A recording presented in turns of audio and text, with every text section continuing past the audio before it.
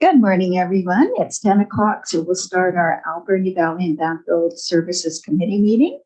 I'd like to call this meeting to order and recognize that we're conducting this meeting on the unceded territories of the Shuswap First Nations.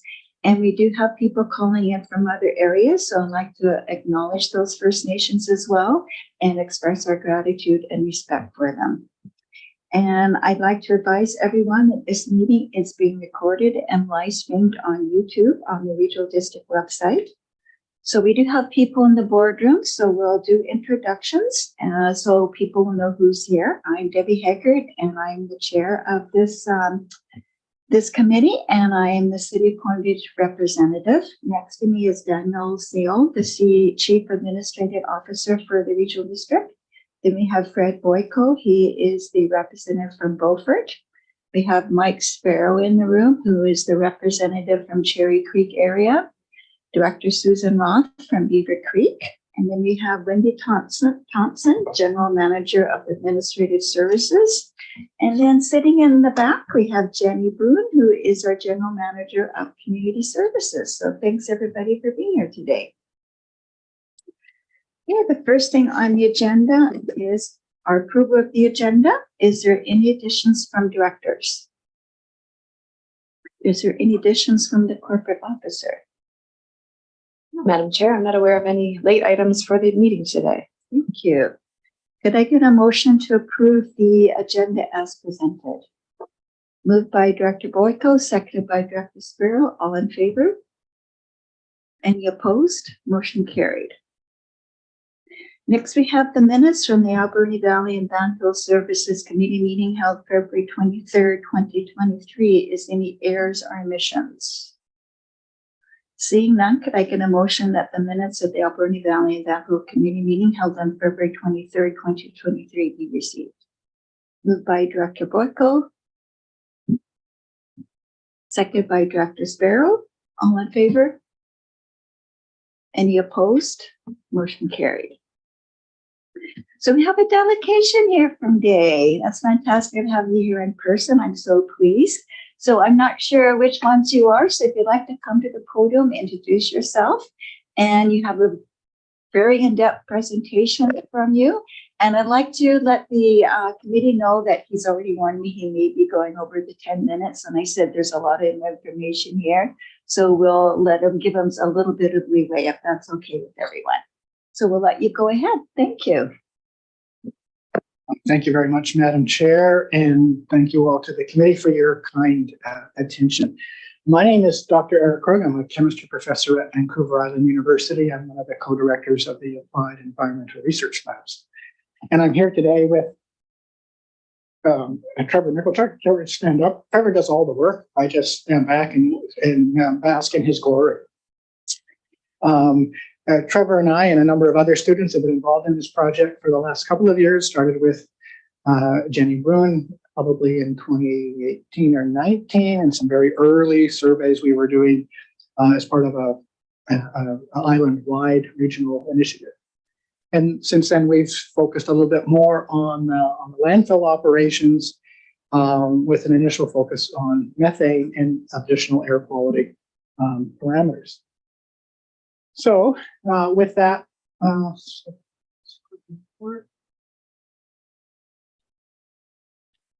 I wanted to just do a quick review because some of you, I think, may be new to this project. So in phase one, we started working at the Alberni Valley landfill operations. This was in 2021 and the year 2022. And that focused primarily on on-site surveys. And this included driving the van, which, by the way, is out in the parking lot. So if you haven't had a chance to see that yet, it'll be back around lunchtime. So we welcome you to come and have a look inside and look at some of the instruments and toys that we have in there. So in that early phase, we focused on doing a very fine scale mapping of methane. And we do that in two ways. One is driving the vehicle on all the service roads that are available to us out there. It's a bit of a challenge because, of course, it's a operating landfill and the service roads change from time to time, so we can't always go back to the same site twice. We also do, and those measurements, I should say, are about 10 feet off the ground, or 3 meters. That's where our air intake is on the roof of the vehicle. We also do a ground sweep with a methane sensor. This is methane specific, and we make those measurements right at the ground level itself. So you'll see there a photograph of the handheld wand. And so that's making measurements at the ground level. We do that on foot. So let's just get off road a little bit. We're continuing to do that, but in phase 2, which we started last year, we're now, in addition to the on-site surveys at the landfill, we're also doing some measurements in the surrounding community. So you'll see a map, and we'll look at more maps like this that show that red line on the far lower right of that slide is where our current drive route is. And then there's also some stationary monitors that we've installed at a couple of key locations. They're basically a box about the size of a lunchbox, and they make measurements of multiple air quality parameters, and they measure those parameters continuously. So even when we're not here, those are measuring on an ongoing basis. And they measure priority air quality pollutants, whereas in the van, we do a number of other things, including greenhouse gases and including a wider constellation of things called volatile organic compounds, some of which you can smell with your nose. Some of them have an odor, and many of them don't have an odor, so you wouldn't necessarily know with just your odor and your detector nose, but we can see them with the instrument. And that includes some of them molecules that are present at very low concentrations that may come from, say, vehicle exhaust or some other sources. So just in terms of a little bit of background on air quality is a multifaceted discussion, and there's a number of things that can contribute to good or poor air quality. And some of these things you would have heard of, no doubt, that would include things like carbon monoxide, certain nitrogen oxides, some sulfur compounds. These typically are associated with specific industrial activities or human activities. There's this very large collection of molecules collectively referred to as volatile organic compounds, or VOCs for short. And while all of those are in the basket of priority air pollutants and can cause degraded air quality, the 3 that we focus on mostly in Canada are the 3 that are in that smaller dark blue box that include fine particulate matter, sometimes called PM2.5, ground level ozone. Chemists call that O3. You can think of it as the bad ozone, not the ozone in the ozone layer, and nitrogen dioxide, what chemists call NO2. And these 3 go in together and are used to calculate something called the Air Quality Health Index, which you sometimes see on the news, either with this color-coded scale of 1 to 10, and that's basically a user-friendly scale for the general public to rather than having to look at a bunch of chemical data. VOCs come from a variety of sources, including volatile emissions from fossil fuels and internal combustion engines. And then there are those things called greenhouse gases, carbon dioxide, everybody knows about. Methane is perhaps somewhat less known, although it's very highly, it's being focused on quite a bit now because it has a very large greenhouse gas potential. So 1 kilogram of methane in the atmosphere has the equivalent potency in terms of global warming as 82 kilograms of carbon dioxide over a 20-year window. So that's important. Some of you have seen the vehicle. This is just a sort of a summary of the kinds of devices that we use for making measurements. A number of those measurements are mounted inside the vehicle. And then we, as I said before, we do that handheld monitoring with a portable methane sensor. And we have those air sense units that measure some of those criteria air pollutants. So this is the phase 2 drive with a couple of key stopping points. So the red line is refers to that, or shows that the drive route that we do, starting on the far right at the visitor center, and then coming in, heading over to the landfill site and doing a loop down by the wastewater lagoons. By the way, every time you see one of those yellow pin locations, that means we stop the vehicle and make measurements for some period of time at that specific location. The blue stars are where we have our continuous air sense monitors. So those are measuring on an ongoing basis. And there's 2 of those currently at the landfill, and there's 1 at Alberni Elementary. And we have some plans for adding 2 more where those gray stars are, would be some target locations for future installations, as well as some others around town, which we may talk about later. So in terms of the landfill site, the on-foot surveys show that there are, at the ground level, some areas which have elevated methanes. These are usually very small seeps, and they can change from time to time, but we do survey the landfill on an ongoing basis. We're out there once every month or two for this project. You'll see that in the lower left-hand side, it's sort of a typical, what we call a time series. So that's between 11 a.m. and about 11:45. That's sort of a walkabout time frame. And most of the time, the methane concentrations are quite low, close to the ambient background levels, which are about 2 parts per million. But every once in a while, you get a big spike, and that's usually because there's a small seep. Now, those concentrations can be quite high, but I also want to put that into context, which is they're usually very small seeps, so they're very small sources, so they're often localized in specific locations. In addition, there are these monitoring wells or vents. Some of them are historic and are capped. Some of them are active vents.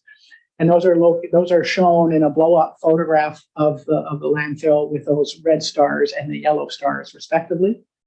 And again, there are small seeps, and some of those can have very high concentrations of methane. So we draw your attention to, and we've talked about this too with landfill operators about some of those concentrations being quite high. Now, again, we don't have a sense of just how much methane that is in terms of its total flux in the atmosphere, which is an important criteria. Our role is to make those concentration measurements and identify where they are elevated, and recommend further investigation. If we take in the last 8 months, we've been out to the site 5 different times, and if we group those 5 times all on the same map, what we're doing here with this pixelated image is basically dividing the landfill into 30-meter by 30-meter grids. And every time we walk in or out of one of those grids over the multiple days that we've been there, the higher concentrations will show up as the darker red. So this starts to give us a sense of where the concentrations are on average higher, so that we're not just dealing with a one-off observation. So this is an average of five trips. You will see some darker red in the area, at least during the time that we were doing the sampling of the active site, where that active landfilling was going on. And then there are a few hot spots in some of the older or historic capped landfill sections. There's also some higher, darker red colors in the area of those monitoring vents, which you can now still see with those yellow and red stars.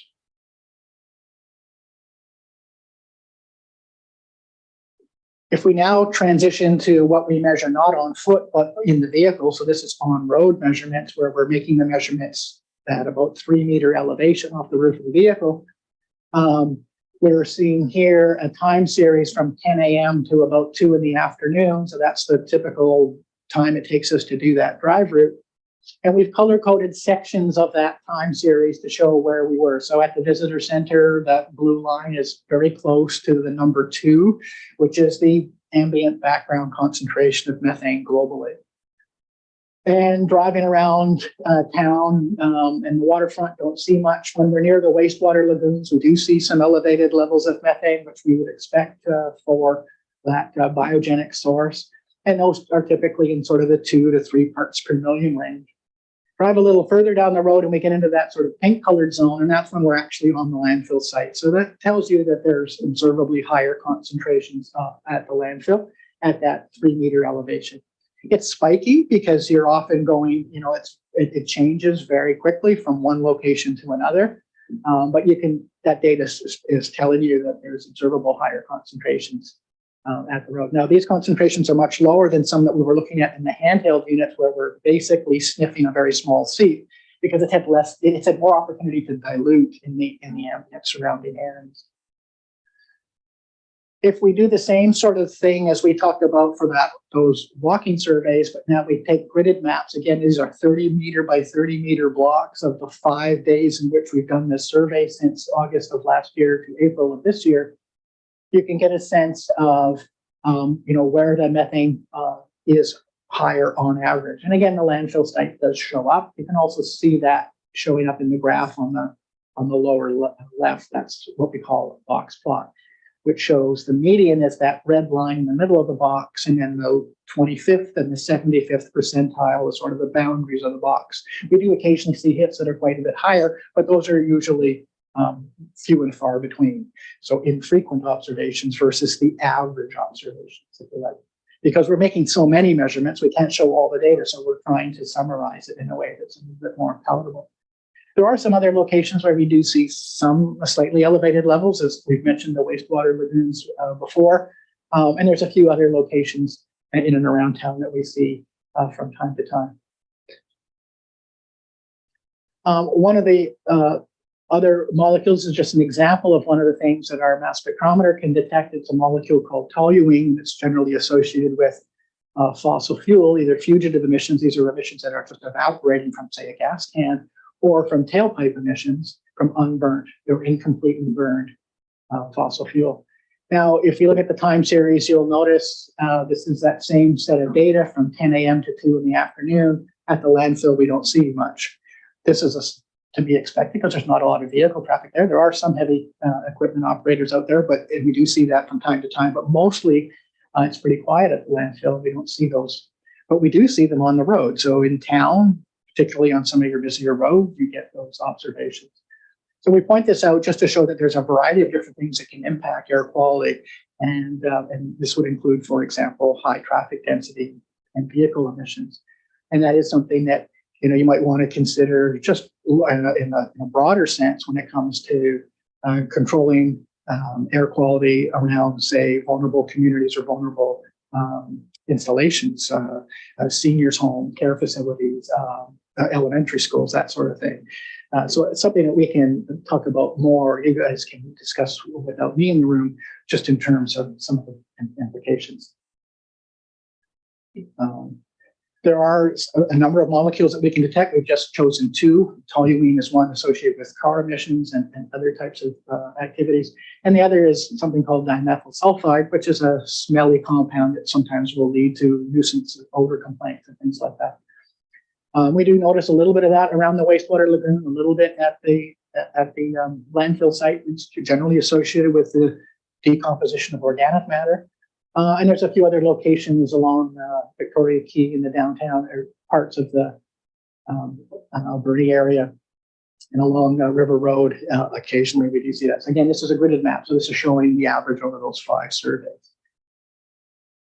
The last thing I wanted to talk to you about are these stationary air quality sensors. They're sometimes referred to as low-cost sensors, but of course, one's definition of low cost depends on how deep your pockets are. Just for context, a federally equivalent air quality monitoring stations, such as those that might be run by either Environment Canada or the BC Ministry of Environment, cost hundreds of thousands of dollars to install and then to operate and then to maintain. These boxes cost about $10,000 and they're more or less autonomous. There's an emerging technology. There's a number of companies that sell these. We partnered with one out of Ontario, a Canadian company, and we've installed 4 of them. 3 of them right now in the Alberni Valley, and the 4th one is actually in Nanaimo at the Labio Road Ministry of Environment site, so that we can do a cross-comparison test with the BC assessment. So the one on the Alberni School, you can see, is up on the roof. It's also where the ministry, or actually, I guess it's the mill operators operate the air quality monitoring station that's there, and they've given us access to that same tower and power. Down at the bottom there, you'll see an example set of data. So the different colors represent different priority pollutants. So again, we've got our 3 familiar pollutants that are associated with the air quality health index. PM 2.5 is shown in orange. Thank you, Trevor. And the ozone, ground level ozone, is in that sort of light blue color. And then we've got our nitrogen oxides in yellow and green. And so these instruments actually measure more than just that, but those are the ones that we've chosen to display. Each unit, you can log on to what's called a dashboard, and you can get data and look at it in real time. If there's time at the end of this presentation, I know Trevor's here, we have a link we could just open up and we could look at the Alberni School or the landfill, any one of those sites right now. I haven't checked this morning to see if they're live, but hopefully they should be okay. Every once in a while we get power interruptions and things like that. And you can see from the dashboard the kinds of information that you can get. This can be a really good public communication tool, although it should come with some sort of vetting in some context. It obviously needs to go along with that. So if it's something that you choose to are interested in, we can talk more about ways in which that can be managed. This is just an example data set. This is from the Alberni Elementary School. And you see, though, this is 1 month's worth of data. Those wiggles, by the way, are the daily changes. So in the top there, you see NO2. NO2 is associated with vehicle exhaust, typically internal combustion engine. So, at night, there's not so much of that. In the middle of the day or during rush hour, there's more. And so there's 20, since the month of September, I think there's 30 little bumps there because there's 30 days in September. And the second panel shows ground level ozone. That's also associated with vehicle exhaust. This is last September. You may remember it was quite warm and quite sunny. Ozone is a product of those conditions, so it tends to get fairly high in the middle of the day, particularly on a hot, sunny day. And also when you have air that's not ventilated. So sometimes you're in the valley and there's other locations, and Metro Vancouver also has a similar topography in that can raise. And some of those ozone concentrations are getting close to actionable limits. So something that we suggest keeping an eye on. The last panel is something that's probably more familiar to most of you. This is the fine particulate matter that can be associated with forest fire. There was a forest fire in the area, or maybe it was just infiltrated smoke. I can't remember, last September, around September 11th. And that big spike there shows up around that date and lingered for 2 or 3 days. If we go into the wintertime, you often see little spikes that are daily, and then that's usually associated with residential heating and wood burning. So that pattern is very different in those conditions. This is a whole year's worth of that data. Again, this is all data from those stationary sensors that are mounted and are running autonomously and continuously. So it just gives you a sense of how you can look at the data over different time scales. You can see certain patterns in that data, whether they're seasonal or daily, and you can attribute those to some human activity. So just a couple of slides to wrap up. You haven't told me my time is done yet, so at least means I've held your attention. So I thank you all for bearing with me on this. Just a couple of things that we thought would be worth pointing out, and maybe opportunities for some discussion. So air quality, as you all know, is influenced by multiple different sources, and those can be uneven, and those are, in fact, unevenly distributed in the Alberni Valley. Methane concentrations at the landfill are observably higher than elsewhere in the community. And there are some areas that we see in our on-site or on-foot surveys, small ground seeps and vent structures where the concentrations can be quite high. And we do think that's worth further investigation and some care and consideration. Concentration of volatile organic compounds are highly variable. Some of them influenced by traffic, others by other types of activities, waste facilities, sawmills, other types of industry. Those criteria, air pollutants, PM2.5, NO2, and ozone, continuously measured at 3 locations currently, show both daily and seasonal patterns, and some differences between, say, the elementary school location and the landfill site location. PM2.5 is impacted both by forest fire smoke, either local or infiltrated from elsewhere in the summertime, and also from residential wood burn in the wintertime.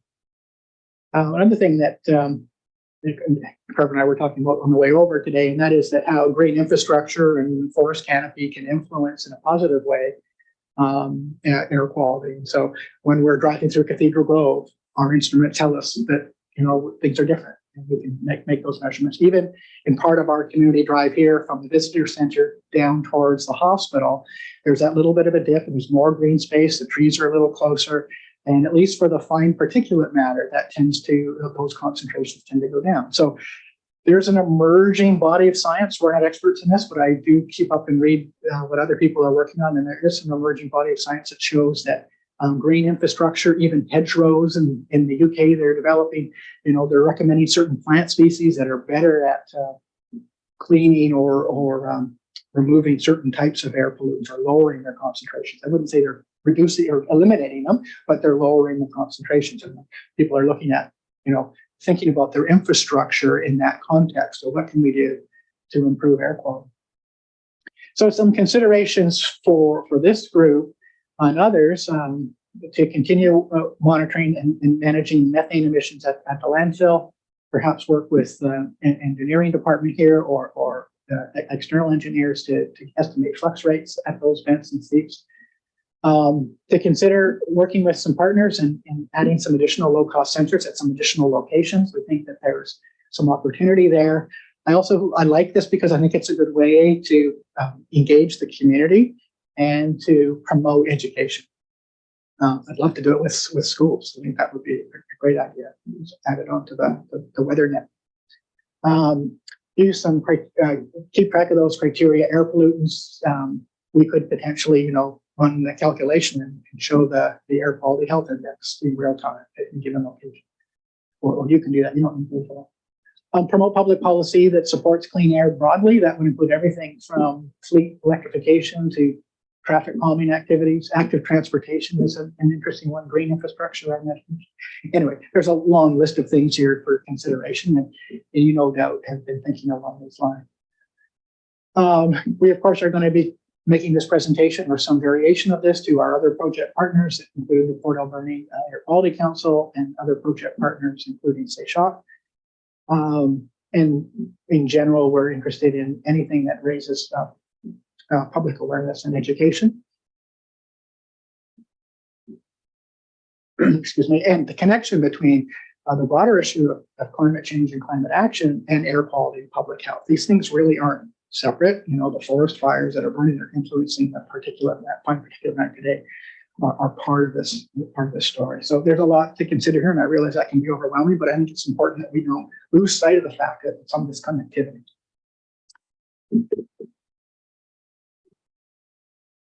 You, and I just want to thank you. I appreciate you talking in terms that non-scientific people like me can understand. And there was one comment on your slides that the Alberni Valley landfill is one of the most monitored in BC. I'm sure that's partly due to the due diligence of our staff. So thank you so much for making that happen. Is there any questions from any of the directors? Director Borko? Thank you, Chair. I actually have a question about the comment you just made about the most monitored landfill. Where's the funding coming from? Are we spending too much time monitoring it? What are we doing with the data? Should we be reducing the amount of monitoring doing? Not good. Thank you. Well, I'd love to jump in first on this one because I was working with Eric at the beginning of this project. So, landfill gas is an interesting thing. And a lot of what we've talked about today and in the presentation is talking about greenhouse gases. And we're seeing a trend. We're very lucky because we have a relatively small landfill. We've chosen to do organics diversion in order to reduce our methane production and get ourselves under the criteria that's going to require us to install massive collection infrastructure. So that was a very much an economical decision that was made a number of years ago. So as we move forward with organic diversion, we're going to start seeing, because we're putting less in the ground, it'll produce less landfill gases. That being said, the federal government especially is looking at landfills because the methane produces such a higher impact in the environment and for GHGs. That criteria might be changing in the near future. So landfills are almost the second worst culprit for GHGs, second to transportation. So we're very aware of that, and we're aware of a lot of the discussion papers that are coming around. We were proactive because we had an opportunity. It was actually VIU and their Applied Science Network who created this van, and we thought, oh, that's great. Let's see what we can do and partner together. This has been one of the most cost-effective landfill gas monitoring opportunities available. Before this, we had been, trying to do in-house resources to do our own landfill gas monitoring. The default is that we use these. It's like just a static calculation, and it doesn't matter about your landfill stop. It's just what has been your historical guesstimate of what waste is going in, and then you punch it into the formula, and it spits out what they think your gas production is. It's it's very simplified, and I don't think it's very representative. And so for us to get a handle on better data, especially as we see this information coming down from the feds, if they're going to be reducing the threshold that we're going to have to start actually investing millions of dollars in gas collection, we want to know what that data actually is. So this has been really effective. As Eric mentioned, we do have some areas with spikes, but generally speaking, and it was neat looking at the map where you've got the different colors of red. The dark red is where our active phase is. That's the edge of the active phase lately over the last year, and that's why you're seeing that methane collection. But the relative concentration over the rest of the landfill is relatively smaller. I actually think that this type of technology that VIU is working on is probably going to start being applied in other landfills and across BC. It's just sort of at the cutting edge of everyone wants to know and wants to look into it and wants to see progress made with a reduction in methane production. We actually maybe I'll pass it over to Paulo and Eric to talk about what the next steps are and what the financial implications are, because I've been stepping away from this project, but that's sort of like where we came from the beginning. So maybe I'll let Paulo speak more to that. Awesome. Thank you, Jenny. And thanks, guys. That was a great presentation. Covered off a lot of the pieces. Literally related, somewhat related to Director Boyko's question, the piece around monitoring, that piece around static calculation versus an actual real world model where we can actually measure what the landfill's doing. First phase was the landfill. Second phase is getting that transect, the bigger picture area of the entire valley. And ongoing monitoring will be that following phase. So it's almost, I hesitate to use the word maintenance mode, but it will be continuous data gathering as we go forward to see what those real world impacts are, not just for the Alberni Valley landfill, i.e. the Sort and Go Center, but for the greater valley itself. What are the impacts that we have on greenhouse gas emissions? The pieces that does impact at the end of the day. So we'll be slowly looking back, expanding that phase. You've seen some considerations that Eric and Trevor have gone over briefly here. So we're going to flesh out what that's going to look like, and we'll come back at a later point to the committee and to the board to see what that maintenance mode that I just talked about is really going to look like, and hard dollars and what our data usage is going to be as well. So hopefully that clears. Eric, I don't know if you had anything else to add on that. No, thank you. It's a good question, and I do appreciate the comment. We're not here to sell you anything, including ourselves. We are highly taxed with more projects than we can handle. So we're good to sort of pass this on or to help you. Our core business is education and public education, and in developing new techniques that haven't been done before. So we're doing a lot of really innovative things. The infrastructure for all that instrumentation is something that's been, externally funded, didn't have anything to do with the Discord group. That's $1 million vehicle when you look at the instruments inside. And I'm not trying to do that as a defense. I'm just trying to provide information. There's lots of partners that have helped build that, and lots of students like Trevor and a number of others that dedicated their time. I should say Trevor is a master's student working on his master's degree in chemistry at the University of Victoria, doing his work at Vancouver Island University. So, we're here to help you come to some good decisions. We're not here to push anything on you that you're not interested in. And if we can provide information that you find useful in making good decisions, then we're happy to do that. Thank you very much. I just had a couple of quick follow-ups. So we mentioned organics diversion. So we're taking the organics out of the landfill, we're putting them on the other side of town and composting them. Have we gone over there and measured the methane? Question one. Question two is methane rises. So it does make sense that the highest concentrations are where the methane is produced. So unless the wind's blowing across town, we're not going to really pick it up very much over here. It's half the weight of normal air. And then I got one more question about, I guess the most important thing that I saw here is when wildfires are happening, that's the most impact on any greenhouse type gas detection thing. So it's interesting that that's much higher than vehicles and wild or wood burning appliances, I think. Well, thank you. But yeah, just wondering about the organics diversion. So we put it on the other side of town, but we're not actually monitoring it. But we're still making the methane. So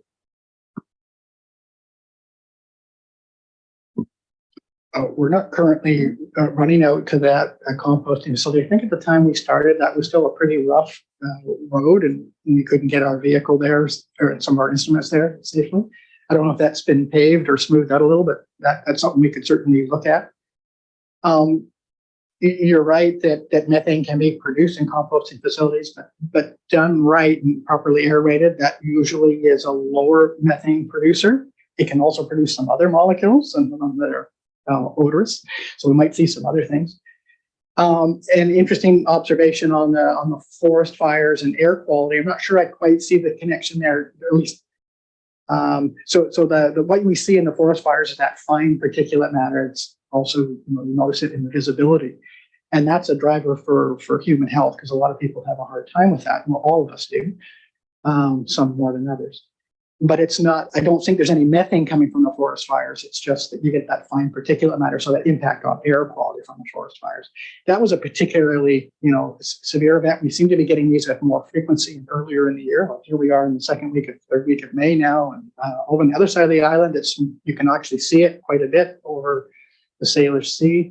Metro Vancouver's now got some air quality warnings associated with the interior fires. But again, that's not directly a greenhouse gas. It's more of a health impact. Thank you very much. Any more questions? Any questions for My final comment would be, if you're going around giving presentations to different groups, you're welcome to come to a city council meeting and give a presentation as well. I think that's very interesting information. So I think council would love to hear it. Okay, We'd be happy to do that. perfect. Well, thank you so much. Thank you all for your attention. Thanks.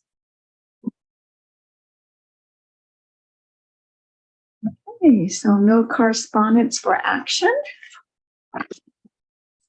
Request for decision, R1029-6, Alberni Valley Landfill Tipping Fee Bylaw Amendment. So are you speaking to that, Jenny? Thank you. Yes, thank you, Chair. So we're proposing an amendment to our tipping fee bylaws. There's just a couple small changes that we're looking at. One is increasing our tipping fee for mattresses from $20 to $23.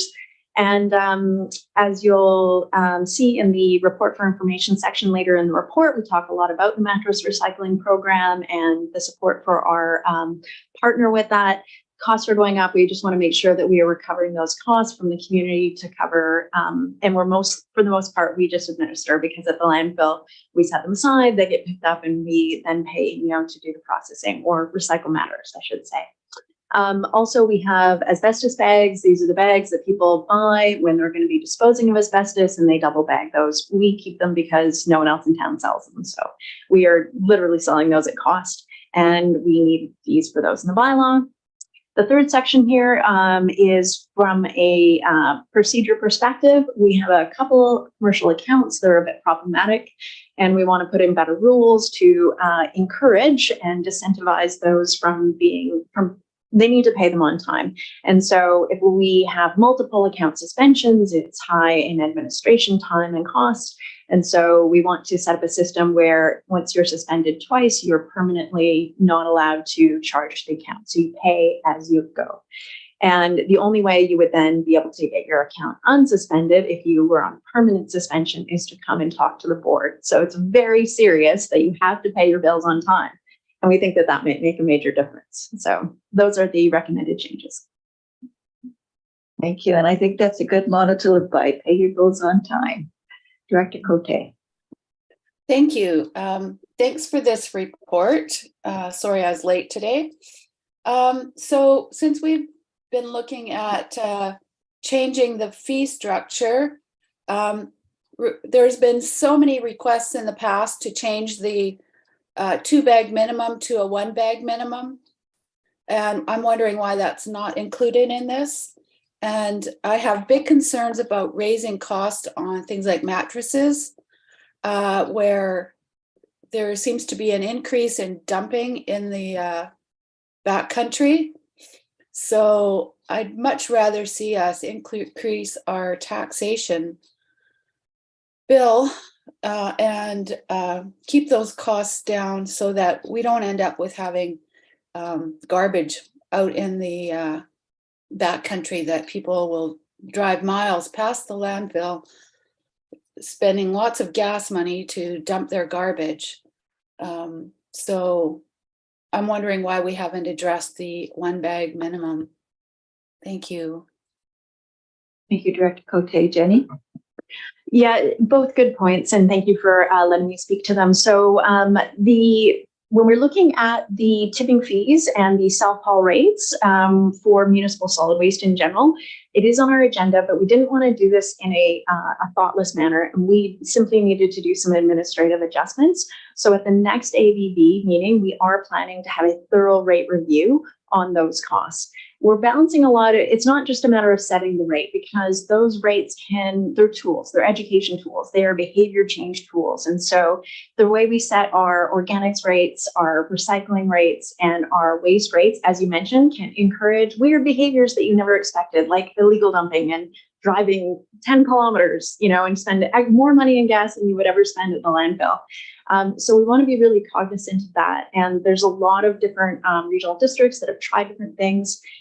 We are looking at moving towards a 1 bag fee. We just want to see what that fee is going to look like. Also, we want to, because we only have curbside 3-stream within the city, we want to be looking at those electoral areas and making sure that we are really supporting and promoting them doing their own diversion when they get to the landfill, and that so they're doing as much diversion and self-haul as possible.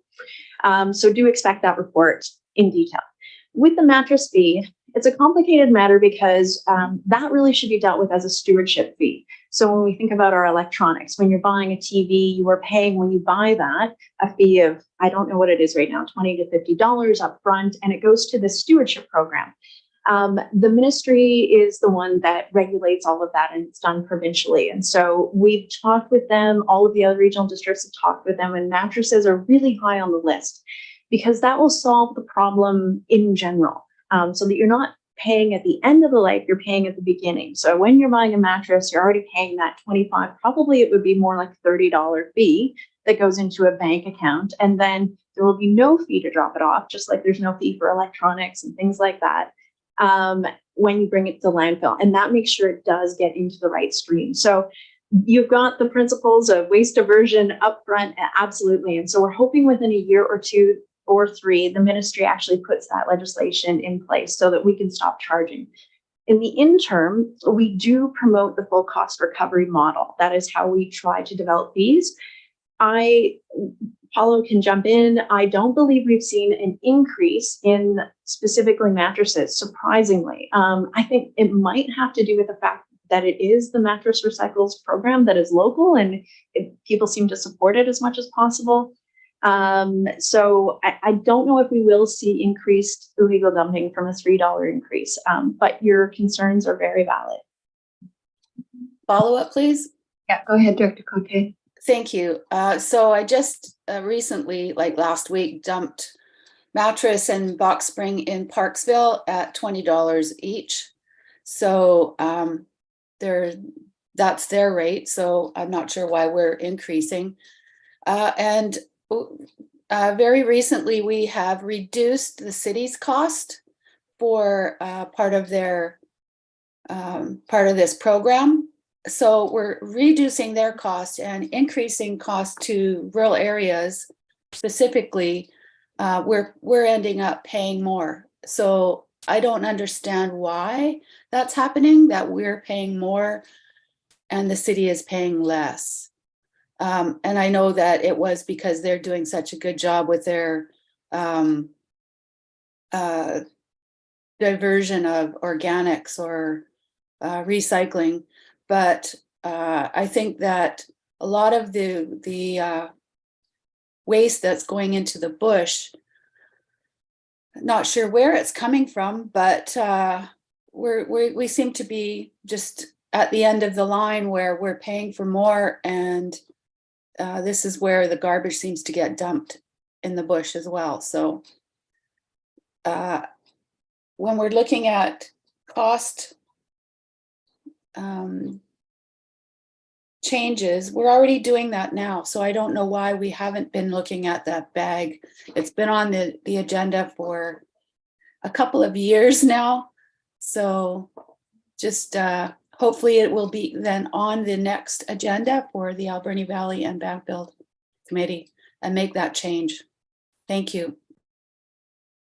Thank you, Director Cote. Director Roth?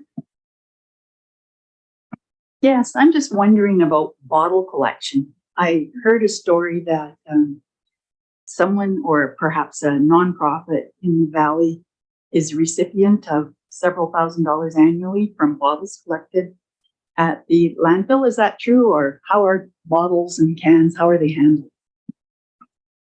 Go ahead, Jenny.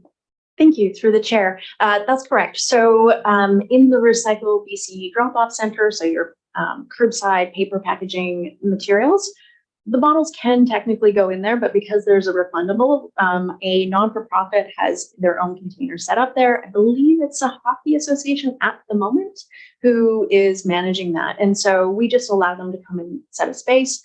A couple of years ago, we tried to do an expression of interest, and we can go out and do that periodically, but we don't get a lot of people who are willing to commit to manage that and take care of that stream for the revenue.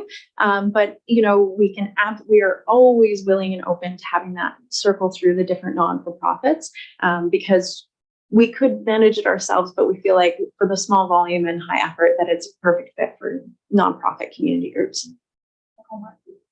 Yeah, I don't know again. Last time, like when we dug into it 2 or 3 years ago, it was, yeah, around $1,000 or less a year. So not that significant.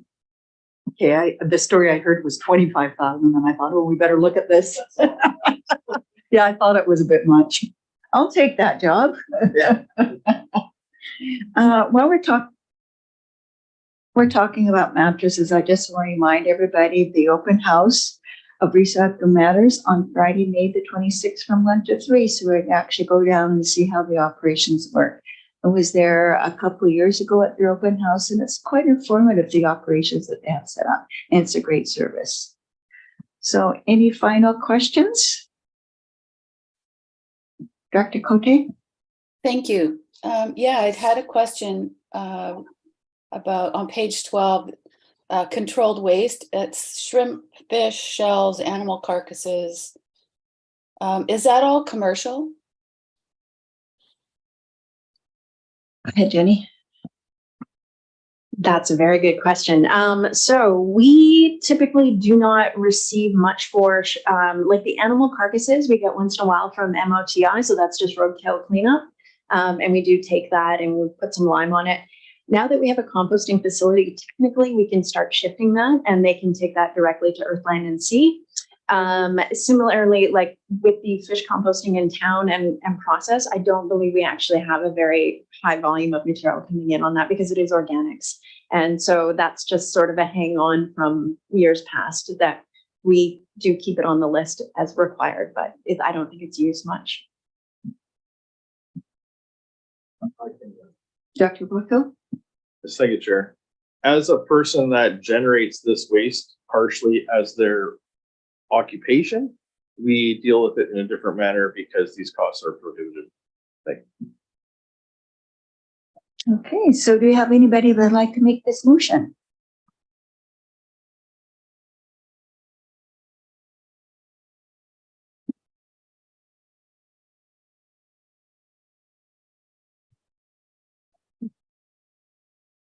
Dr. Sparrow?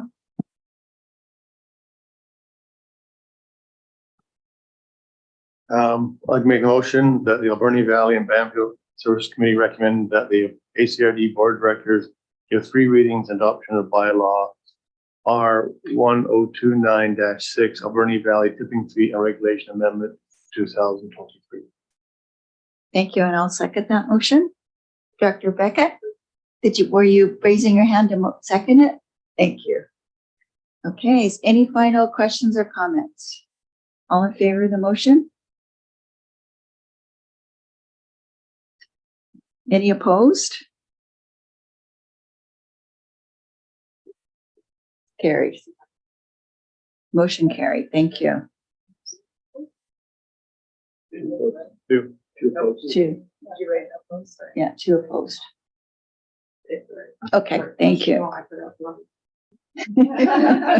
Okay, that motion is carried. Thank you. Okay, next on the agenda is reports. The first is 2022 Alberni Valley Sort and Go Center Annual Report. And Paul is going to be speaking to this. Great, thank you. You're up, Paulo. Thank you, Chair, and good morning, everybody. Thank you again. I'm just gonna quickly set up the share screen here. Bear with me.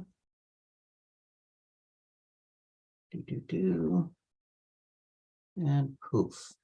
Okay, can everybody see the main title screen for the report there? Awesome, thank you, Director Beckett. Just to get into this, I'll be going on to this for about 15 minutes or so, open up for Q&A. So just as a backdrop for some of the folks that may be new around the table, the annual report is something that we do for each of our landfills, the West Coast Landfill and the Alberni Valley Sort and Go Center, formerly the Alberni Valley Landfill. So ideally, it talks about key things that we need to address as far as regulatory compliance is concerned. How things are being filled, discharge rates, all of those sorts of things, how environmental monitoring works. The report's been built out over the last few years to be a more holistic view so that it does talk about the landfill portion, but also talks about the entire solid waste system that essentially feeds the beast and how diversion works, all of those sorts of things, all the projects that go behind, waste education. And so this gives an overview of what was done the previous year, how the thing has been operating overall for the span of 5-year average, which is how we track our rates, and as well projects that were done and projects that are coming up. I will flag out of the cover report, there's a summary of key takeaways. There's one error that I had in there. Do apologize for that. And it's the total landfill waste for 2022. It reads incorrectly. It should actually be 15,256 tons. It's captured in the actual annual report and presentation, but was just missed in the cover report. That's kind of the backdrop. I'll just jump right into things. And please raise your hand if you got any questions along the way. Otherwise, at the end, we'll open the floor for Q&A. Okay, so go. All right, so quick overview. We're going to go through our mission targets, solid waste disposal, how things went for waste diversion, landfill capacity, that's the lifespan of the actual landfill, finances that went to feed the entire system, environmental monitoring, how operations day-to-day went, summary of our 2022 projects, and what our upcoming projects and initiatives are for the coming this year and forward. So I always stop and look at this slide. Everything is about mission and goals. So our mission for solid waste is to protect the human health, environment, and maximize social value of service by effectively managing the region's solid waste environmentally, socially, and economically responsible manner. And for that, we need meaningful targets. So we do comparisons with other areas, other regions, et cetera. For our targets, we want to reduce landfill disposal to less than 400 kilograms per capita, boost our waste diversion to 50%. We want to minimize airspace consumption ratio to at least 660 kilograms per meter cubed or more. In other words, how much we can densify what leftover waste goes into the landfill. That gives you more space. What our annual cost contributions are to meet our funding requirements. Environmental monitoring, so confirming all leachate to meet FWAL criteria, that's freshwater quality of life, and landfill gas generation, which we heard a lot about from the VIU team. So those are our targets. First one we'll jump right into. Graph you see is a snapshot of what waste disposals look like for the last 5 years, including what we saw for 2022. You'll see our target is 400 kilograms per capita. And so what we're doing is we're trying to reduce that disposal rate as much as possible. So out of a series of calculations, we disposited 15,256 tons of garbage, actual material that went into the landfill, about 6.5% less than what we saw in 2021, which is really good positive move in the right direction. And based on population increase of about 1.1% per year, that works out to a per capita rate drop down to 553 kilograms per capita. We have a long ways to go still, but that shows that we're slowly trending in the right direction. You will see one spike in 2021 where we dipped back up, and that a lot of that was the output of the COVID-19 pandemic. A lot of material wasn't as diverted as much as disposed of. Our next target, waste diversion. So this has everything to do with all the material that doesn't actually go into the landfill. We talked a little bit about mattresses, but the key points for this graph here is to show the different groups of materials: mattresses, tires, commercial recycling, drywall, metals, yard and garden waste, organics, and looking at that waste diversion rate. So our target is 50%.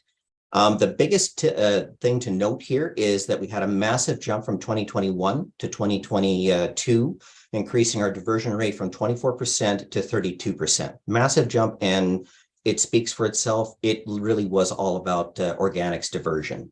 We had, out of 6,900 tons of material that was diverted, highest that we've ever had, at least 4,100 of that was strictly through organics, where you had about a little over 2,100 tons from the City of Port Alberni curbside program, self-hauled material, about 580 tons that came in, along with an additional 56 tons of wood waste, and third-party organics like the fish waste and things like that we talked about earlier, which went directly through private hauler to earth, land, and sea. So that's what that slide is about here. And then just drilling in a bit further on the organics piece here with the onset of 3Stream. Last year was the first full year that we ran it, and this was servicing 6,700 single-family homes for curbside. And so the before and after picture looks really promising. Went from 85% of the curbside waste from that sector was garbage. It's reduced down to 39%, which is a really massive success. And of course, the bulk of it goes through organics waste that went and was diverted to earth, land, and sea. Our third target, I'll spend a little bit of time here. This is reaching a minimum airspace consumption ratio of 660 kilograms per cubic meter. Now, capacity is all about, here's your landfill. You're engineering essentially a hill, creating engineered compacted cells for whatever you are not able to divert, and ensuring that you have a nice, proper covered section as you slowly fill up that hill to its design height. The idea is then, whatever you don't divert and go into that landfill, if you're not compacting or densifying that as much as possible, you're losing airspace. At the end of the day, what we're selling is airspace. And the holy grail, if you will, is to not go out to an earlier time and create a newer landfill on a green space somewhere else. So make the asset last as long as possible. With the new model that we updated in 2022, we updated our design operation closure plan. It showed us that we had approximately 2.3 million cubic meters of space available before the landfill runs out of capacity, assuming everything stays exactly the way it is right now. That gives us an additional 65 years of life for that landfill. In theory, that extends further as we dig further into further diversion initiatives, increased self-hauling for organics, pulling all of that putrescible waste out of the area. But the trend is definitely going in the right direction with how we're operating the site. As you'll see from the image here, where you can see that the landfill is compacting its different cells. We're increasing our density up to about 600 kilograms. It was a big achievement for last year and just shows how well the landfill operators have been optimizing their work, but more needs to be done. Brief piece on finances. So this slide talks about a couple of different things. We track, not just with our operating expenses, we also track our landfill reserve funds. So we talked about the life of the landfill. Money has to go away so that you're able to do capital infrastructure to cover certain sections of the landfill, what's called putting in a final closure cap.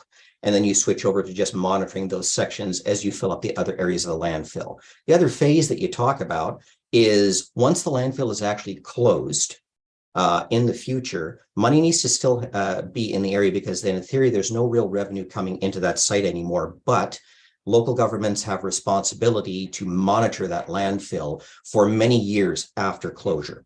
And so the landfill here, we have to reach a minimums of transferring a minimum of $167,000 into our post-closure fund, and $450,000 annually for capital contributions. As for instance, our reserve funds allocation, as you'll see down below here, was $682,000. So that's money going into the bank to allow us to continue to not just operate the landfill, but be able to feed those capital infrastructure pieces and our environmental monitoring processes in the future. Our reserves, as of the end of last year, are $3,025,000. A quick breakdown of the table here. Your landfill operating costs, that is at $1.5 million. Administration education costs, that talks to everything to do with promotion education of organics, composting, recycling depots, working with the waste staff, residential recycling pickup, and solid waste management plan initiatives, which is what drives everything that we do. We see a total cost in the entire system there for $2,559,000, with recoveries coming back from recyclables and other items at about $470,000. So a net cost for landfill operations, etc., works up to $2 million all told. I'll pause for a quick second here just to see if anyone has any questions. Otherwise, I can keep going. Director Boyko has a question. Thank you, Chair. You mentioned that landfill gases with regards to specifically, specifically methane, we're trying to get less than 10,000 or 1,000 tons per year. How are we actually determining how much methane we are producing if all we can do is measure a ppm at certain places? How do you quantify that in, like, specifically quantify that into how many tons per year? Are we just guessing that over a certain area we have a ppm and then it disappears and regenerating? Like specifically, if we're spending money on greenhouse gas emissions, how exactly are we determining this? Thank you. Thank you, Director. That's a great question. I talk a little bit about landfill gas later on in the slides, but I can touch a little bit on that here. So we heard a lot from VIU how that piece is working, how we're detecting. So under the regulation, landfill gas management regulation, there's an assessment that is done on the landfill site every 5 years. So what that means is actual pinpoint testing throughout the entire landfill. It generates a model which becomes that static calculation that Jenny talked about earlier. What we're looking at, which is where the VIU piece comes in, is getting an actual profile of what the landfill gas looks like. So absolutely, they're looking at ppm, but they're also looking at methane, which is the key piece that we look at, that putrescible waste piece that we get when you break down and create methane. So that's something that we monitor on a regular basis with the lab. We have ongoing monitoring sensors, I should say, and that's where a lot of those finances go towards to feed that material. Otherwise, when we talk about that target, the 1,000 tons, that's a target that the ministry has. If you go above that, you have to put a fairly expensive landfill gas capture system in place. We don't have to do that if we divert a lot of the organics up front. But the measurement part, that does need to be done to actually calculate and re-look at this every 5 years. So there's an annual snapshot piece that we do with VIU, and we'll be using those sensors continuously for that measurement. And then we'll also be going and doing our 5-year assessment each year, or 5-year assessment to satisfy the regulation and see how we compare to the actual model that we're creating here. So that's hopefully that answers your question, but that's what we're aiming for, real world numbers. Thank you very much, Paula. It's good to see that we take a ppm reading and make a model, and then that generates the methane produced. It'd be good to, I would personally like to learn a bit more about the model. My second question is organics diversion. The ACRD Sort and Go Center charges $5 per load for organics diversion. For example, me personally, I don't go there because $5 is $5. So I take it to the city and it's free. So, but they're only open Monday to Friday in the middle of the week. So I either burn it or shred it myself, or take to the city. So we're saying we're promoting organized diversion, but it costs money, just like mattresses in your previous conversation. People are going to take it somewhere else. That's my comment. Thank you. Okay. Thank you, Director. Appreciate that. Any other questions anywhere else before I move on? If not, I'll keep going. Director, Okay. a question. Thank you. I have a question. You're trying to get 400 kilograms per person per year. Do you break it down by area like Cherry Creek and Beaufort, or you just do a generalization of the valley? If we know one area is lower than the other, it'd be easier to figure out. Thank you, Director Sparrow. That's a great question. It's a bit of both. So I'll talk about the projects later on here, but we have it as a holistic whole. We are able to break it out by region, by origin, but the real way to do that is through what's called a waste composition study. That's something we're going to be doing this year at both landfills, and something that we did back in 2019. It's what drives our, where the low hanging fruit piece. It's what led us down the organics road. So with the study, when we get further down the road there, that is going to be specific to look at different regions to see, exactly those percentage numbers and bring that back to the committee to see how things are working. So there's that detailed piece, but then based on that, there's the overall, we take that regional piece and we'll examine everything out of our landfill software to see what our regional numbers are looking like and how they compare to that actual study. So combination of two methods. Doesn't look like there's any more questions, so go ahead, Paula, with your presentation. Thank you so much. Okay, next piece, we're delving into target 5, so environmental monitoring. The target is to confirm all leachate is treated to meet freshwater aquatic life criteria. So we talked about waste, we know it generates leachate.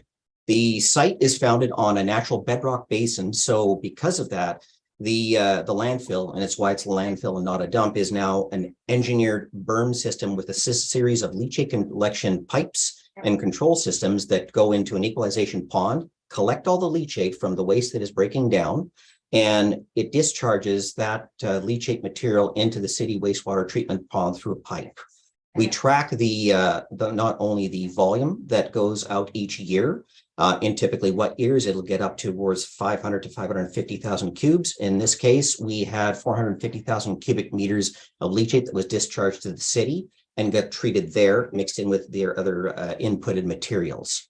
The water quality monitoring that we do has to do with a series of exhaustive series of wells that we have in place where field samples are collected by our qualified ACRD water staff. They're analyzed at an accredited third-party lab, and results are reviewed by Pito and Associates. There is a separate report to this, the environmental monitoring report there, that goes into a lot of detail. So if that's something we do want to dig into at a later date, we can actually bring in Pito and Associates and we can do a further walkthrough. So I'm just going to focus on the highlights here. The next graph shows how we deal with leachate.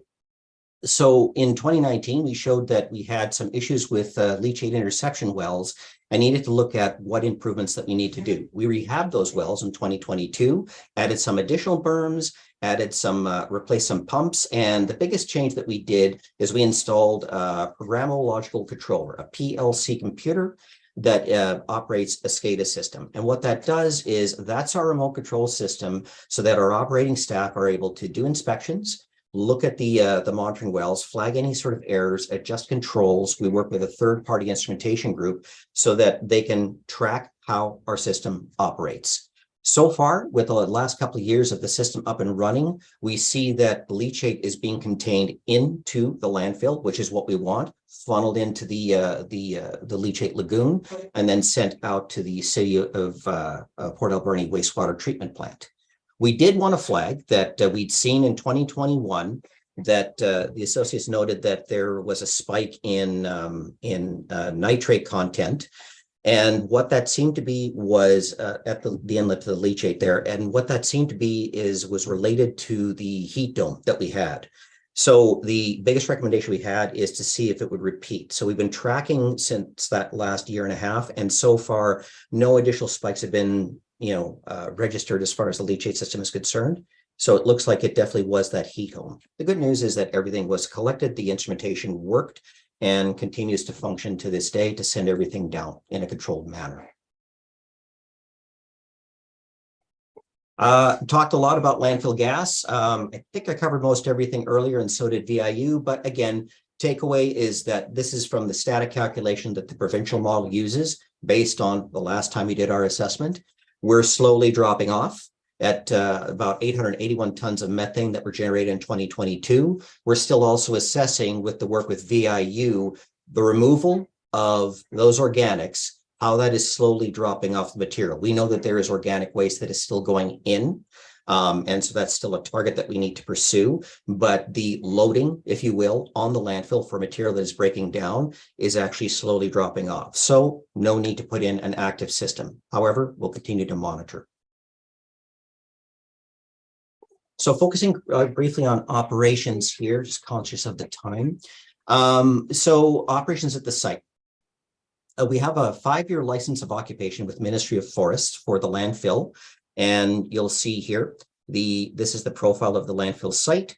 And surrounding it are the lot that we own, as well as private residents and the Sechot community. We work with the Ministry of Forests to expand outward to a 30-year long-term lease for this landfill. As part of that, working with them, we sent out all of our environmental work, monitoring reports, et cetera, for an independent review with Hoopachesit First Nations and Sechot First Nations. Hoopachesit didn't flag any issues of concern, but through Sechot First Nations environmental monitors, they had several concerns that they raised. And these were, in brief, landfill siting on traditional lands from back in the day. There was a lack of provincial consultation, so there was an acknowledgement of that. Sufficiency of the landfill groundwater monitoring system, so the profile that goes all the way around the landfill. And then the lack of notification for any ministry-issued non-compliance advisories. Design operation closure plan was out of date. We were waiting for organics to be in place. That's now been resolved. Improvements on the leachate interception. A lot of it is so new, so need to understand how that piece works. That has also been resolved. And then on-time submission of annual reports. And so that was a clerical piece there that was also dealt with.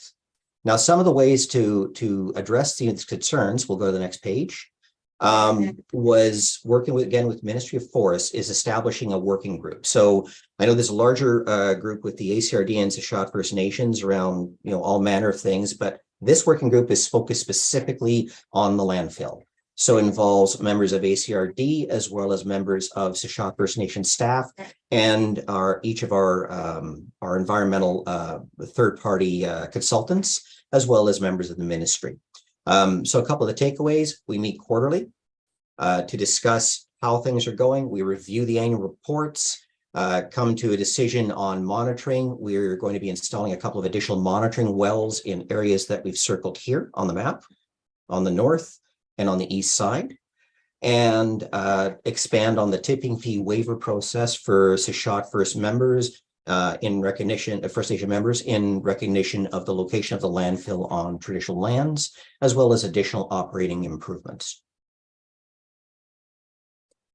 Switching over, operations on public feedback. So regulatory, we look at some specific things, but also we want to hear how things are going, what can be improved at the landfill site.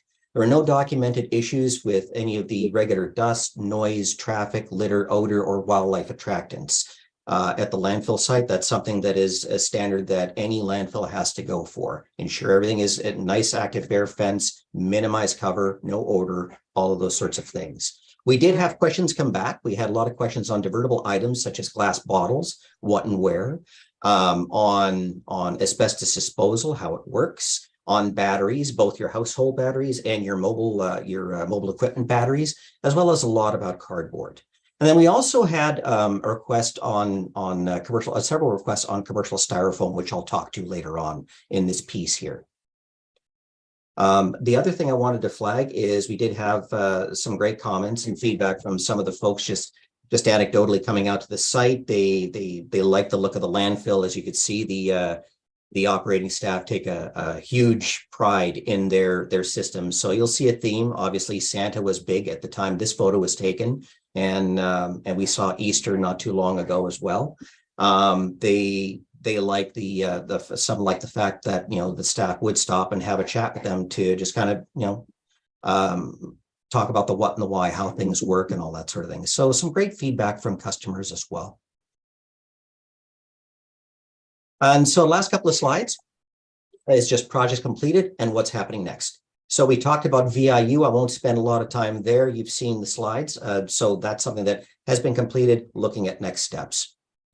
Some of the other projects completed in 2022, we dipped into phase 3 organic. So we talked about phase 1, that was starting with the city of Port Alberni, phase 2 on the West Coast, which was ongoing. And then in the meantime, phase 3, the rural areas, starting in the Alberni Valley and building out.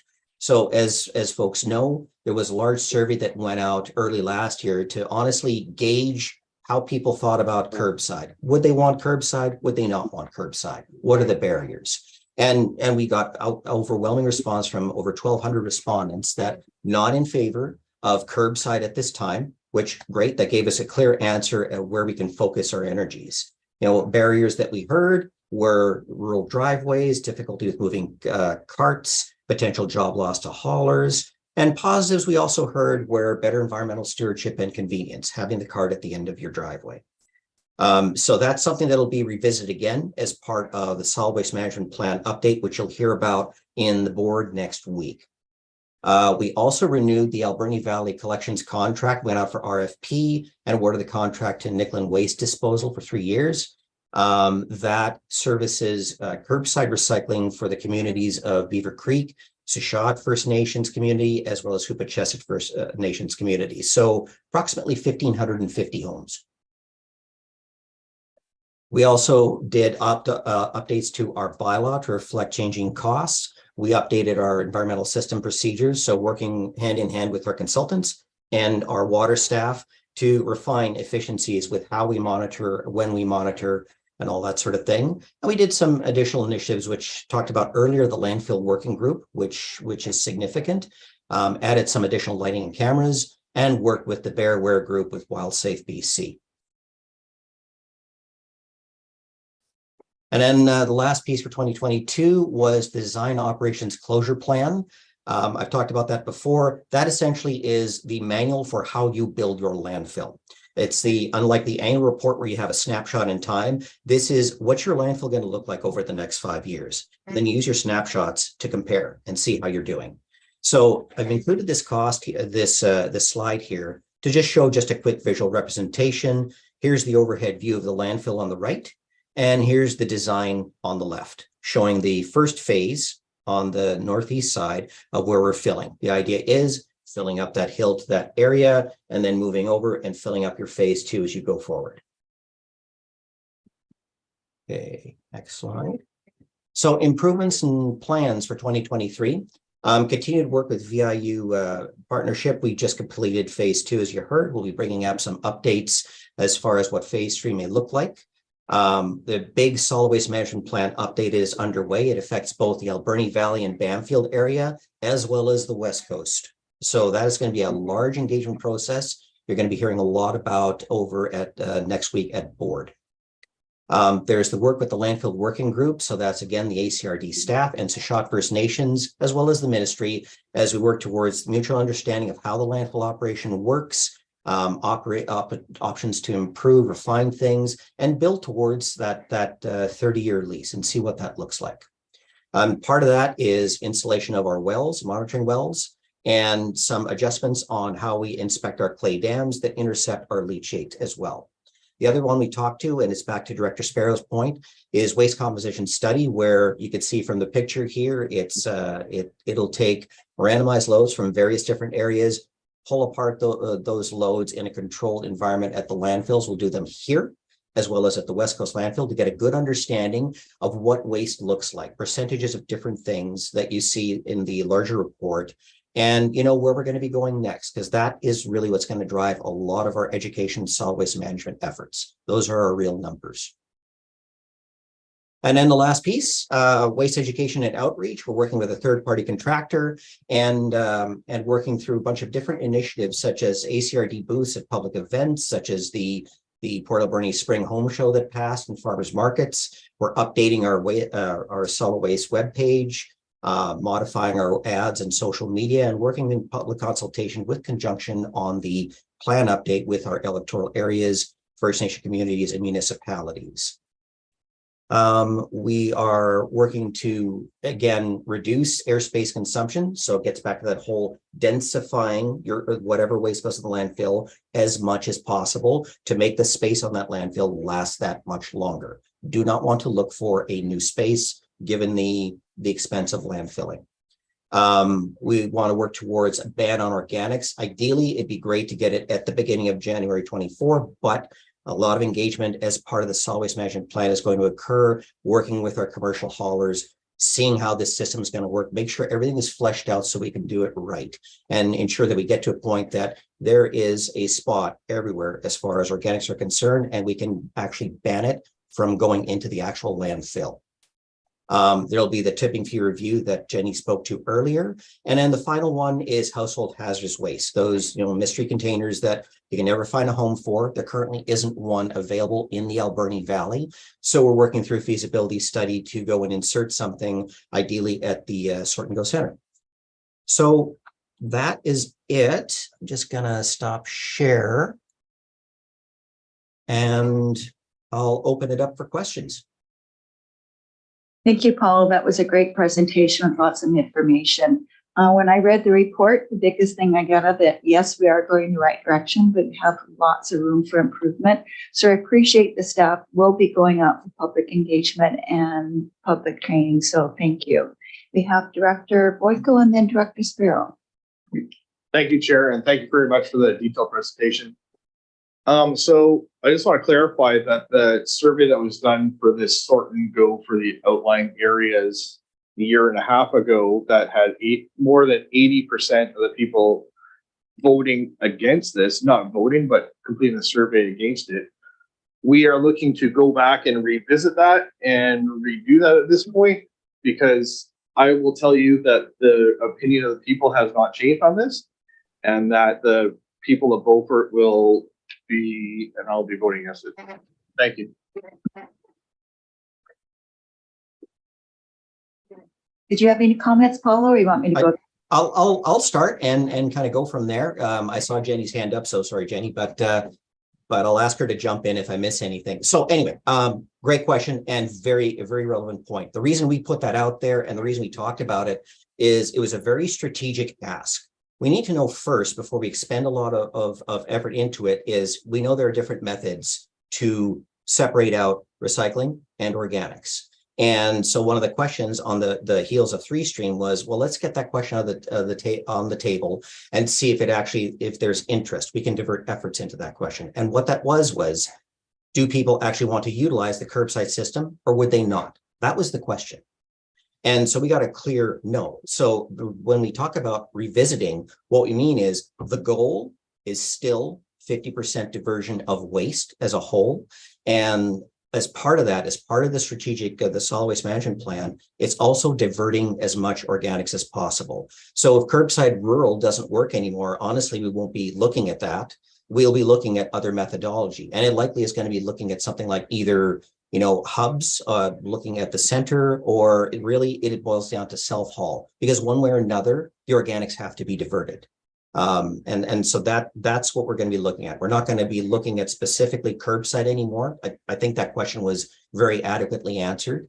So we'll focus on how will that work? How we'll be able to divert organics. We know we've got some ideas, we work in the system, but that's going to be part of that whole engagement. And Jenny might have some additional comments as well. Go ahead, Jenny. Thank you, Paula, but I think you nailed it. Eye on the prize. Diversion, how do we get there? We're going to have to ask again and again until we find the answer, and then we will come up with a plan and implement. So thank you. Thank you. Director Sparrow? Well, thank you. I have a few things. Organics, first of all, I guess, being rural most of my life, organics, everything concern of mine, I had enough animals and I have a compost now, so organics don't really go into the garbage. So to have a 3% version stream for organics is a waste of my time or probably your money too. But my question is, Beaver Creek does have a recycling program, they have a blue box program. And what is the cost per household of the blue box program, Beaver Creek? Thank you, Director Sparrow. That's a good question. The Beaver Creek, so the Blue Box program, that is the recycling program. That material goes to the stewardship program, Recycle BC. I'm sure you've heard about them in the past, but Recycle BC works out the province. All household recyclables go through them. So the curbside material that's collected in Beaver Creek, Upetchis and Sechot First Nations, those 1,500 homes I talk about, that goes through their system. It's collected directly and taken to a Recycle BC facility on the other side of the island. I'll have to look back at the piece there, but if memory serves, the cost is $4.95 per household, but I'll have to verify that one. $4.95 to be accurate. Per month, per year? Sorry, that I'll have to check. I got to verify that. And if I can just add a little piece of information. So the theory is that Recycle BC pays for those costs. So it's a zero cost for that. Maybe, maybe not, but close, right? So we do get subsidized funding for that program. We established that system before Recycle BC had rules on how you get in. So now if Cherry Creek or Sprout Lake wanted to get that recycling and that, theoretical free recycling program that's paid for by Recycle BC, they refuse to expand systems into areas that don't have garbage collection. Because in practice, what we see is if you only have one box at the curb, you're going to put everything in it. And so the rules are that you have to have a program in place for 2 years minimum before they will start giving us money to subsidize that. That was one of the pieces of information we tried to communicate pretty clearly when we talked about that 3-stream option, which is that one of the benefits that, let's say the city sees is that they receive Recycle BC subsidies for the recycling portion of that stream, which reduces a bit of the cost. Go ahead, Mr. Director. So I know it's been going on for a long time because it was Glenn Wong who tried bringing it in, and that's probably 15 years ago. So we're sort of being penalized now for something that happened 15 years ago, and then you want us to divert, but you won't let us divert unless we buy into a system for a set amount of time. So you're hindering the same thing you want to fix. How do you get around this process? I feel that might almost be a rhetorical question because it's a systematic problem. It's when we talked to the community, we went out with the 3-stream. A lot of people don't want to pay for all 3 streams, and they are saying that they want to self-haul. Even with the incentive that there would be a reduced cost. The other thing that we will consider when we go out is that we will look at maybe there are smaller areas within the electoral areas that are very supportive of the 3-stream curbside. And then that might be the best fit for them. And we might be able to work with Recycle BC to say, hey, would you be willing to pilot this? Lots of different ways that we're willing to go through. But the first step is go back out, see what the different opportunities, options are, where we're getting support, and what's going to be the best plan moving forward. So we're going to be talking tons with Cherry Creek people and see what they want. What is their vision for solid waste? How do they want to see it? How can we help them? Thank you. So if there's no more questions, we'll go on to, Penny, I didn't see your hand up. Director, okay. Thanks. It seems to me that we're asking the same question. So we've already had the answer, and I hate having duplication. So unless there's a different question that's coming out to the communities, I don't want to ask the same question again. I don't think it's worth the time of staff. We've got lots of things to do. We're all very busy. So is there a plan then to actually have a different question? Thank you. Thank you, Director. I see Jenny, but I'll start. So yes, and sorry if I wasn't clear before. That specific question, we're not going to be doing that again. That was the whole point. But again, The plan, and it's part of the solid waste management plan update, is going to be asking, okay, we're still diverting organics. I think we're all agreed that we're trying to divert organics. So how do we get the rest of the organics out there? So it is going to be a different question. We're able to offer different methodologies on what that might look like, but ultimately it is going to be focused on that goal. You are correct. It does not make sense to go and ask exactly the same question again. I think that work's been done. So there was value in doing that work. We can put that down and focus other additional options on how we deal with organics. Sorry, Jenny, go ahead, please. I'm just Jeopardy happy with my button, Paulo. You've got to buzz in quicker. It's my bad. Okay, Paula, if you'd like to go on to the next topic, mattress recycling celebration and restore pilot project. You bet. So let me just switch gears here. And there we are. So this is a twofold information report we want to talk about.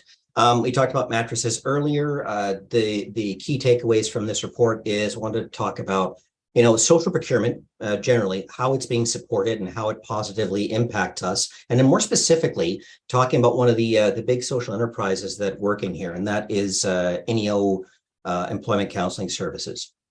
So talk briefly about backgrounds of, projects, how some of these things support, endeavors like solid waste management, as well as other endeavors as well. So I cited some of the different examples of how these work, adding organics processing capacity in the Alberni Valley Coast, mattress recycling program that we'll talk about, operating contract we went out for with Third Avenue Depot and got a very competitive price back, where INEO is now operating that recycling depot. Curbside delivery on not only the Alberni Valley, but at the West Coast as well, working with multiple partners. So a lot of benefits which provided employment for a lot of the different folks there. So focusing specifically, mattress recycling initiative. This is a really good one, and being a solid waste person, I geek out over this, so I apologize in advance. But wherever you go in the landfill, we absolutely hate mattresses. They don't compact. They're so problematic to get rid of. And as Jenny talked about earlier, not a stewardship program in place. Ideally, producer pays. In an ideal world, 100%, but even if there's a significant portion that's covered and that takes care of operation costs, that's fantastic. We don't have any sort of program like that. But what we do have is a private program that INEO has put together called Recycle Matters. And so over the last probably 3-4 years now, when we highlighted a problem and we did expressions of interest, they came back to the table to say, like, there's an opportunity to develop something here to provide opportunity for folks with barriers to regular employment and teach them skill sets. And so mattresses were a great way to deal with that. So from that, they developed a program called Recycle Matters that wound up recycling, as we get to this day now, over 30,000 mattresses over the last 4 years. And for comparison, we've generated the AV 11,000 of those. West Coast has another 2,500 that came in there. They service areas from around the Vancouver Island. But what that's done is allowed them to provide employment over these last few years for diverse folks, over 60 people that have been coming and going through the system there. And at any given time, they have an employee team of 8 people that it's bulwark. They're breaking down the mattresses, they're pulling apart the metal, the frames, the fluff, and they're finding opportunities to recycle some of those materials.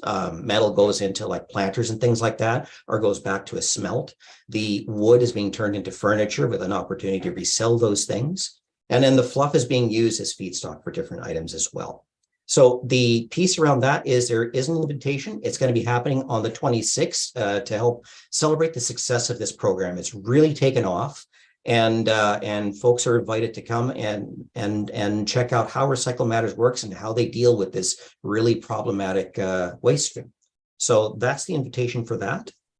And then the second piece, we've talked a while ago about a project that has been lower priority, but trying to figure out a way to create a restore. And so restore, I'm sure lots of folks have seen what they are, but essentially used items, sometimes broken items, are brought in by donation and rebuilt, refurbished, what have you, and then resold. A lot of those in those templates are run through like a Habitat for Humanity scenario, something like that.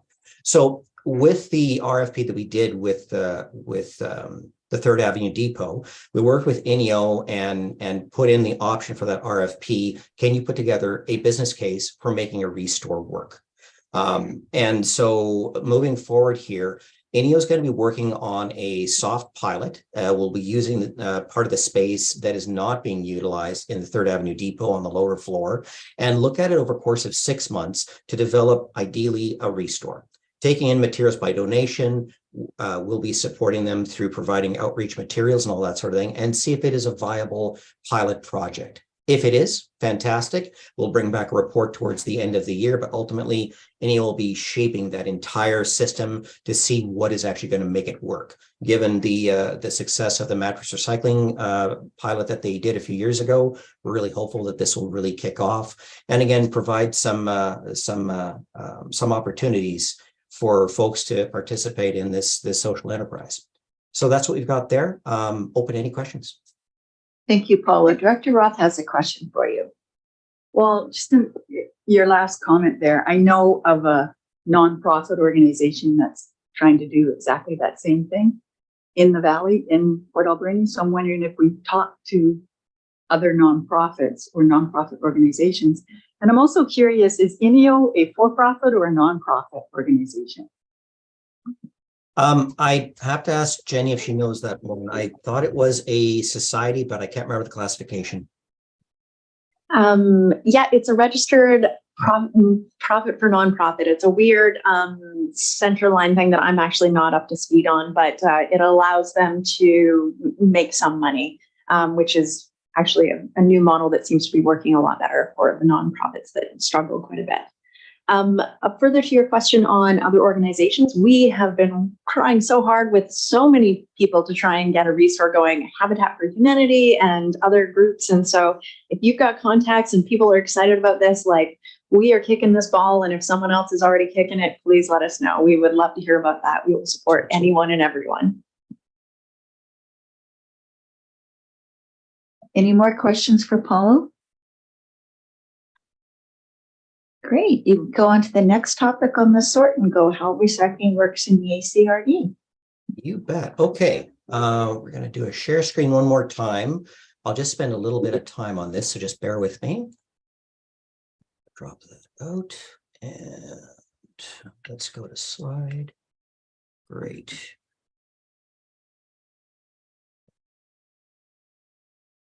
Sorry, folks, just one quick second. I'm just going to make sure I don't lose my screen. There we go. And where's my share? Okay. Poof. All right. Hopefully everybody can see the title page there. So this is a tool that our team put together. And it came from the basic question that we have from a lot of folks that goes right back to the day of, where does your recycling go? Is it actually getting recycled? We've heard a lot of those questions in even recent years when we heard about, the pieces going on around the world here. So what we want to do is create a tool that we can refresh on an annual basis to talk about, okay, relevant to our region, where does the material that we divert, what is it actually, where does it actually go? Is it actually being recycled? So this is just a quick snapshot. I'll just focus on, there we go, some of the different areas here. Then pick out some key examples. So the way we've laid this out is for each site, we'll pick on the Sort and Go Center, for example. We talk about what the recycling service is. We talk about who's the steward, who's actually running that. Is it us? Is it someone else? Is it a combination? Who funds it? And then the end market. That's the big one that we always hear about. Where is that material actually going? So just picking on a couple of different items here. We've got residential recycling, which Recycle BC covers off a portion of the operating cost for that. And that is, taking in any of the household recyclables, and they'll take the fiber that gets pulped here in Canada and the US. Metal gets recycled as a feedstock, it's smelted, and plastics are also pelletized. They'll turn that into a couple of different things, either waste to energy for some of the lower value materials, or the higher value materials, they'll turn that into new plastic products, signage, plastic lumber, benches, you name it. I'll just flag just a couple of different items that we have here. There's the major appliance recycling program. Barry and Vale will collect those freezers and fridges at our center, and they'll deactivate everything. That feeds into the MAR program, which offsets a portion of the cost for recycling that piece. And that goes to metal, which is predominantly recycled in BC. And a really interesting one, actually, we started off and I talked to earlier, was commercial styrofoam. So commercial styrofoam, Recycle BC covers off household styrofoam. Commercial styrofoam doesn't have a home, doesn't have a stewardship program. So we created a piece. We found a company called Styrogo that is operating on the island, originally out of Saskatchewan and Alberta.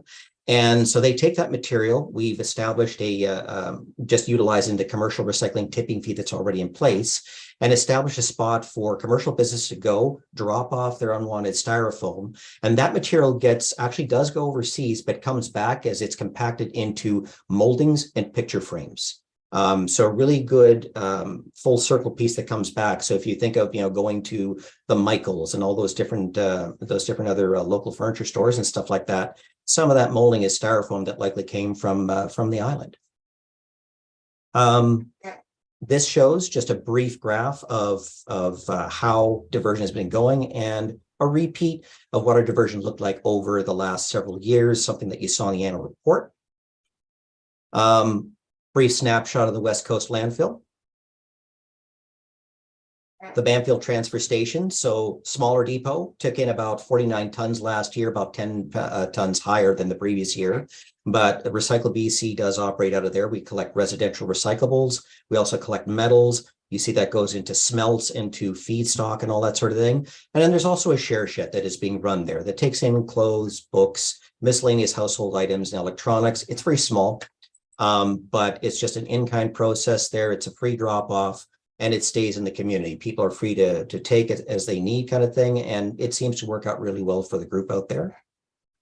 And then the last one is a Third Ave Recycling Depot. Same sort of structure, shows where the materials are going. They're either recycled in BC to be turned into, for example, paint and light bulbs remanufactured into newer models. Household batteries that will recycle, pull out the metals, remanufacture new circuit boards. Local one that's really cool, which is Discovery Books. So Literacy Alberni and the Rotary Club, they service all those little libraries in Port Alberni where you see those books going.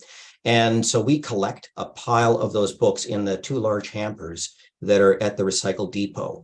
And Discovery will come in and they'll pull those out, suss out which books will work out, kind of thing, package them out, and go repopulate the little libraries around Port Alberni. So this was just a quick snapshot. I'm gonna just stop sharing here. But the intent of this is we're going to use this as a tool, put this up on our website, and it's an outreach piece. When people are asking those questions, where do things go? Something we can refresh on a regular basis. As contractors may change out, new programs come online. That's what this is for. So just more for information and a tool for folks.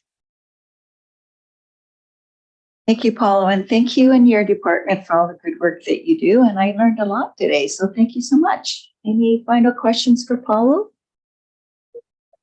Director Beckett. Thank you for the presentation. There's a lot of skeptics that I hear in my area, regarding recycling, and especially in Bamfield at our wonderful depot site, where at one time we'd have to sort things out. Now some of the bins take multiple types of objects. To get to the point, Paulo, I would love to have a sign made up so that when folks come in and start to sort their stuff out, there it is in front of them, identifying where it's going. And I appreciate that may change from time to time, but to me, that is so strong evidence that there is value in taking your time to sort your stuff out, and it puts to rest some of the the skeptics that are out there. So thank you for that. And as I said, I'd love to see a sign at the mall, as we refer to it in Bamfield, where you can pick up all sorts of wonderful things. Thank you for that. Thank you, Director. That's great feedback. Hey, could someone make the motion that the Alberni Valley Landfill Services Committee receive reports A through C, please? Moved by Director Boyko, second by Director Roth. All in favor? Any opposed? Motion carried. Director Roth? Could we please get the vote counted for 6A? I didn't understand, or I thought that it was supposed to be, but I guess not to until a policy is made up. I don't know. That policy has been passed yet? Is it passed? Okay. It's gotta go through two. Yeah, it still has to go through process, but we'll follow up on, I mean, we can have the count nonetheless. Typically you ask before but we have it all in video, so we can verify and produce that in the minutes. Thank you. Okay, so no late business, no public here today. Janice, is there any questions on our responses at acrd.bc.ca email address? There have been no questions or responses received. Thank you. Could I get a motion to adjourn? Moved by Director Boyko, second by Director Sparrow. All in favor? Any opposed? Thank you, everyone, and have a great long weekend and stay safe.